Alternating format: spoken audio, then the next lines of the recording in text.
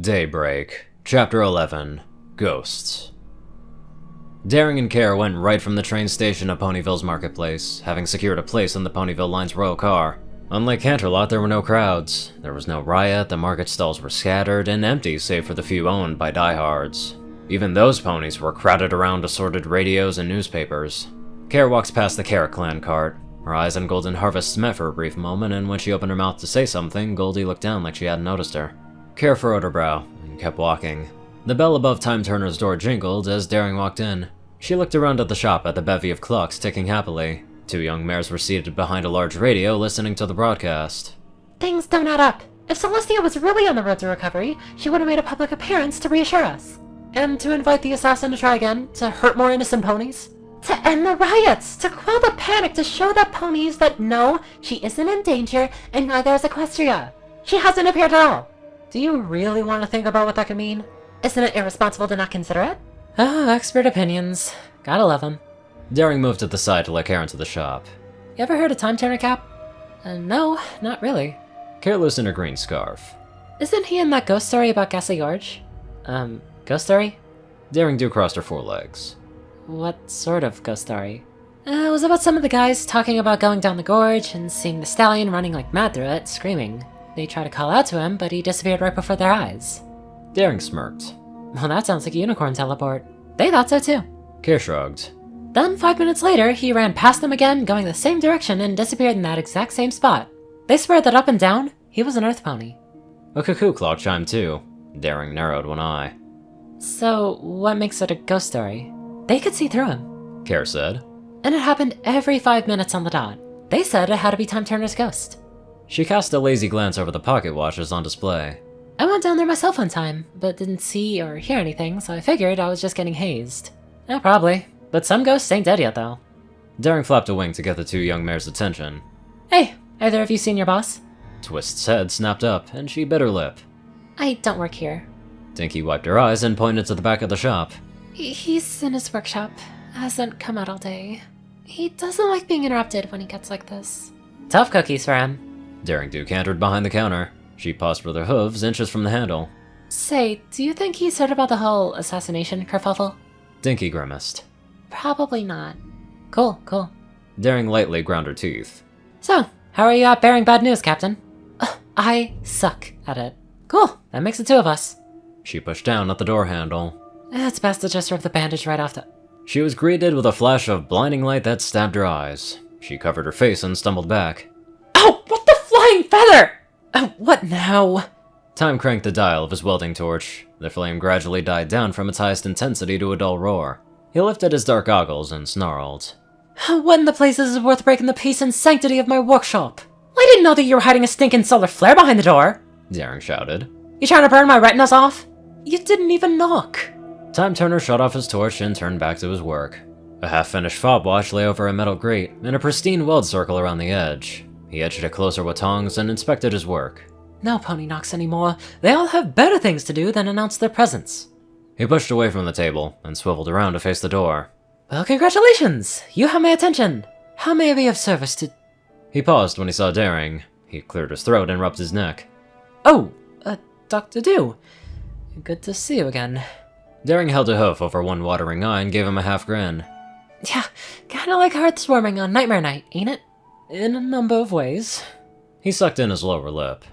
Do you have a headache? The welding flare's a pain in the flank if you stare at it too long. Believe me, there was no staring. She winked. Not at the flame, anyway. Oh! Time Turner hurried across the room to open a cabinet. You'll hear about the test results, aren't you? I think I've discovered a few things about the material that are absolutely fascinating. I'm sure Princess Twilight will. Sparkle's hurt time. The last bits of the smile fell from her face, replaced with a level glare. She's hurt real bad. Time Turner shuffled a few pages of notes. He reshuffled them a few times. Is she, now? The assassin? Bingo. Jumped her on the way to our ambush. Made the rest of us look like suckers. Daring rubbed her gray mane. Time. She took down an alicorn in direct combat. She's not some run-of-the-mill madmare. She's something special. Something different. I don't even know if we can take her alone. Care poked her head into the room. She looked from Daring to Time and back again. She then tilted her head. So this guy's the legend? Time Turner shook his spiky singled mane. You might be? Care stood at attention, chest out and head high. Care Carrot, captain of Celestia's personal guard. Oh. Time opened his mouth to continue, but stopped. His mouth moved as several responses came to mind, but he settled for another. Oh. Care's ears drooped. I guess I deserve that, Al. I'm sure you did everything you could. Time Turner coughed into his hoof. Anyways, I'm unsure about why you're coming to me with this news, Daring. I'm not exactly the go-to pony for tracking down villains. Care shook her head and she blinked. Did you really just call her Daring? Time froze. He cleared his throat and waved a hoof. Of course I meant that she's the author of the Daring Do books, and since she's so closely associated with the character. Chill Time, she ought to know. Daring Do held a hoof over her chest. Care? It's true. AK Yearling is just my pen name. My real name is Daring Do. Care leveled her eyebrows. You're Daring Do. That's what I just said, yeah. As in, the actual Daring Do. Like the one in the books, uh-huh. Care swayed her tail back and forth. You've gone off the deep end. It finally happens. The comic books finally got to you. They're novels. Daring huffed. Autobiographical, slightly embellished novels.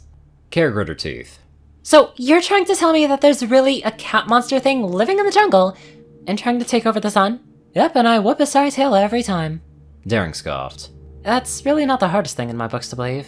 Well, I only read the first one. Care said. Whatever, back on track. Daring hopped over to Time Turner and grabbed his shoulder. Time, we need to take out the killer before she hurts more ponies, before she actually kills one of the princesses. We're running out of options. But what good am I? Time Turner held his hooves over his chest. I'm just a simple clockmaker from Ponyville, Daring. I'm not a hero. Daring Do scrunched her muzzle. You said it yourself that you're the Knight of Time. I'm not, Daring. I got out. I stopped. He took a step back. It's over. It got too rough, and I couldn't take it.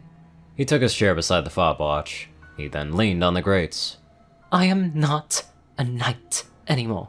Care rolled her eyes and walked towards the doorway. Daring hung her head and let her loose mane fall over her face. She then blew a quick raspberry. Like heck you aren't. She rounded the table and stood across from him. She brought her face uncomfortably close to his. You're still a knight, and you know it. He drew his head back. Wait, what? If you started out anything like me, you ain't finished yet. Daring Do set her jaw. She picked you personally, didn't she? His eyes fell to the watch. Me. I was on my last legs, a grimy filly with a busted wing. No home, no family, no hope. Nothing but my books. Daring reached over the table and tilted his chin up. Then I joined the Royal Guard, and I got better for a little bit. I had food, shelter, friends. I had a cause. And then it ended. My wings got too bad, and I couldn't do it anymore. Honorable discharge. Care leaned against the doorframe, one ear listening to the radio broadcast and the other to Daring. I had nowhere to go. No pony to turn to, nothing going for me. Daring Do let a smile touch the corner of her mouth. But then Celestia happened. Time swallowed, and Daring nodded. You know exactly what I'm talking about, don't you?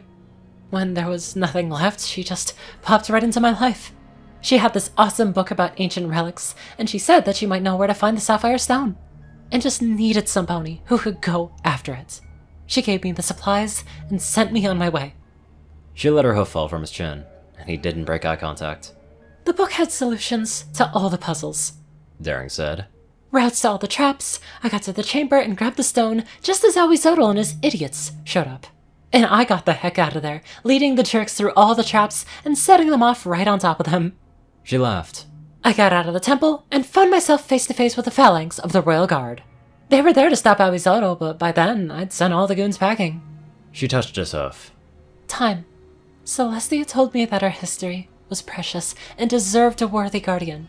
She said that she'd never found a guardian more worthy than me. You know what I'm talking about, don't you? His shoulders trembled. Well, yes. Yeah. Daring Do tugged him from his chair and led him to the door. She named me the Knight of History, then and there. She gave me a mission, a purpose. She did that to you too, didn't she? He took a deep breath. Yes, of course she did. Daring Do shared a sad smile with him. The princesses needed help, and it's up to the Knights of Harmony to answer the call. Just one last time. She winced. That came out wrong. I don't think I could have said it better myself. He shut his eyes and tensed up. Oh, but it's a hard thing of you to ask me, Daring. Daring Do shifted weight from hoof to hoof. Maybe. But Celestia asked first. Care stood up and trotted over towards the two ponies. What we do for Celestia. Right? Celestia and Sparkle both. Daring looked Time Turner square in the eyes. So what do you say? We gonna catch a creep? Time Turner sighed, and he followed it up with a chuckle. I really couldn't imagine myself doing less. Nothing than the best. Daring Do chucked his shoulder. Yeah, that's the time turner I've heard about. He snapped off a salute. Quite. Down to business then. Woolies do we have? Well, we got a throwing knife. Care said. Ah, yes, the wing blade. A weapon. Time Turner walked towards the wall and fiddled with the hands of a broken hanging clock. In addition to the analysis I've done on it, but what else? Luna recognizes her as the same Commander Hurricane who helped raise her. Daring Do scratched her wing. Sounds crazy, but the evidence is there. Identity? Time Turner set the clock to 10:10 and pressed the face in. Shut the door, will you, Captain? Care kicked the door and latched the lock. We thought about going after the sealed archives to just see what kind of skeletons might be in Hurricane's closet. Might give us a motive and a clue about where she'll strike next. Location. The broken clock let off 4 cuckoos. Time Turner gripped the pendulum and gave it a quarter twist. That's a start. The wall behind the clock swung out, kicking up dust from the room within. It was a small walk-in closet with 2 walls holding shelves and the third dotted with hooks. The shelves had a variety of small clockwork gadgets. Some appeared to be pocket watches and others looked to be steam engines. Bronze-colored leg guards and horseshoes hung from the back wall surrounding a brown duster coat. Something rumbled in the back of Time Turner's throat. Oh, but it's a hard thing you'd ask of me. Daring Do bumped her shoulder against his. Yeah. But you don't have to do it alone. Time Turner nodded. Then, let's get to work. He walked inside the closet and pulled the door partway closed. Care settled over to Daring and whispered in her ear. Question? Why him? Why not some pony who actually wants to fight? Some pony who is actually on duty? Because Hurricane knew where Sparkle was gonna be. A shadow fell across Daring's face, and she frowned. Either some pony knows just who to talk to, or we've got 'em all in the Royal Guard. The door swung open. Daring jerked her head towards the closet. At least we know that he is on our side. Time Turner folded down the collar of his duster. His pockets jangled with gears and springs, and his right front leg was covered in a bronze-colored metal gauntlet. Dark goggles rested on his forehead as the strap flattened his mussed, burnt mane. Daring Do made a low whistle. If we're gonna do something, Time Turner said, we'd better do it quickly.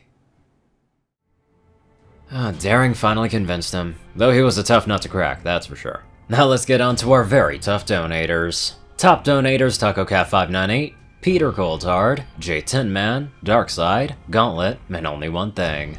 Zar630, Strix, Raiden, Narwhals, Black Moonheart, Drake Lovedragon, Pastel Skies, Austin Roland, Magazine, Crazy Killer 557, Nike Kruger, Dospo, Madman Stan, Delta Omega, Jack Hadge, Runescythe 9852, Hansel Norman, Stephen Bingham, Michael Dale Aramore, Dash of Evergreen, Ronnie Dragonwolf, Ponyman, Tall Rasha, The Toilet Snake, Swordbrother and Mordred, Ronin Wandering, Runner Person Man Guy, Easy, Skyuchia, Leslie Prickett, Jordan Peterson, Crimson Kids 89, Lightskin, Monster Kitty, Needs a Life, Milan Bienek, JM, and many more fantastic people. Thank you all very much for watching this video, and live life to the fullest.